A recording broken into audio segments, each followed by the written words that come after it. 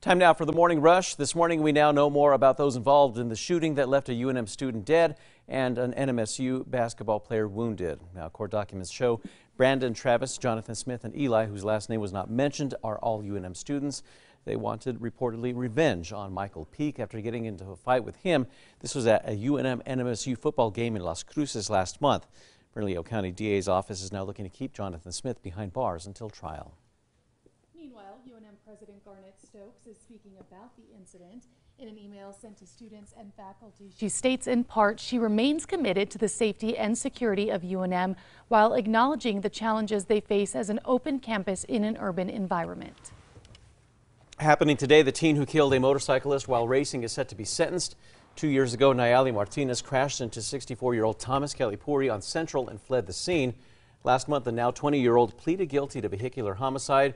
Under the plea deal, she faces up to 4.5 years in prison, but could get as little as probation. Erica.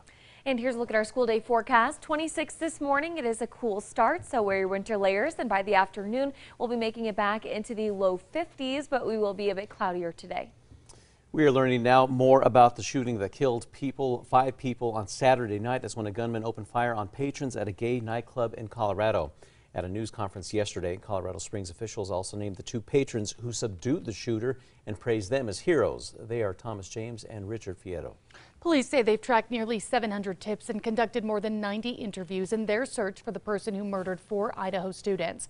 But authorities still have no suspects as more than 100 local, state, and federal investigators are combing the area for clues.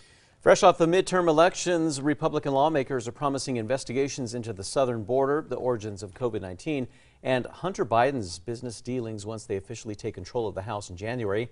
They could have a tough road ahead of them. That's with only a slim majority. Erica. And here's a look at our threat index. It is low. We do have some freezing fog in Hobbs and freezing temperatures up in northern and western New Mexico. No other issues, though. We're now getting a better idea of what the permitting standards will look like for sanctioned homeless camps. Operators will meet with those in the neighborhood about what's going on in the space. Operators will also be required to have a plan for residents to receive food as well as mental and physical health services.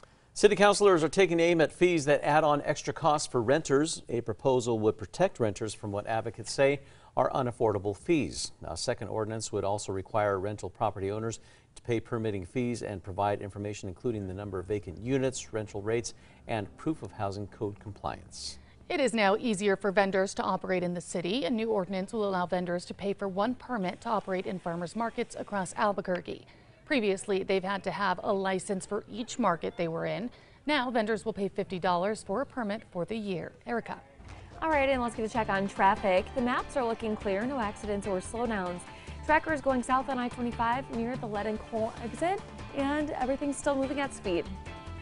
Well, soccer fans in Mexico are turning to a higher power. That's in the hopes of achieving World Cup glory.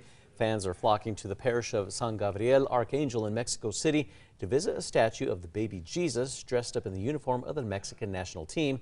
That tradition dates back to 1970. And time now for the 5 facts. And number 5, the Roadrunner Food Bank is now calling the recent letter carrier food drive a success this morning. The food collected will allow them to serve more than 100,000 meals. The organization says the people donated nearly 150,000 pounds of food on Saturday by leaving food in their mailboxes. That will now provide more than 123,000 meals this winter. Now, if you missed the donation drive, you can still drop off food at your local post office or just bring it directly to the Roadrunner Food Bank. And number 4, the Luminaria tour in Albuquerque is returning for its 57th year, and tickets go on sale Friday. The tour is set for Christmas Eve, beginning at the Albuquerque Convention Center. It will wind its way through Old Town, the Country Club, and Hunting Castle neighborhoods before heading back to the Convention Center. Tours will happen throughout the evening, starting at 5:30. Tickets go on sale Friday, starting at 8 a.m. on a first-come, first-served basis. And at number 3, it is going to be a quiet and mild day. Those temperatures will be hitting the 40s and 50s throughout much of central and northwest New Mexico, and 50s and 60s off to the east and south. At number 2, Albuquerque City councilors have set permitting standards for the running of sanctioned homeless camps. Councilors passed multiple changes, including the so-called Good Neighbor program that has operators meeting with those in the neighborhood about what's going on in the space. City officials say they have some experience with that already as the spaces were put into place. Operators will also be required to have a plan for residents to receive food as well as mental and physical health services.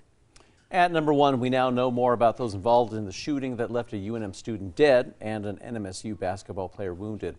Court documents show Brandon, Travis, Jonathan Smith, and Eli, whose last name was not mentioned, are all UNM students. Well, they wanted revenge reportedly on Michael Peak after getting into a fight with him at the NMSU UNM football game in Las Cruces last month. Court documents show that the UNM students got their friend, 17-year-old Maya Hill, to lure Peak so they could jump him. This all ended in a gunfight between Peak and Brandon Travis, leaving Travis dead. Now, Peak is still in the hospital, and his condition is, at last word, is said to be stable. The Bernalillo County DA's office is looking to keep Jonathan Smith behind bars until trial on charges of aggravated battery and tampering with evidence.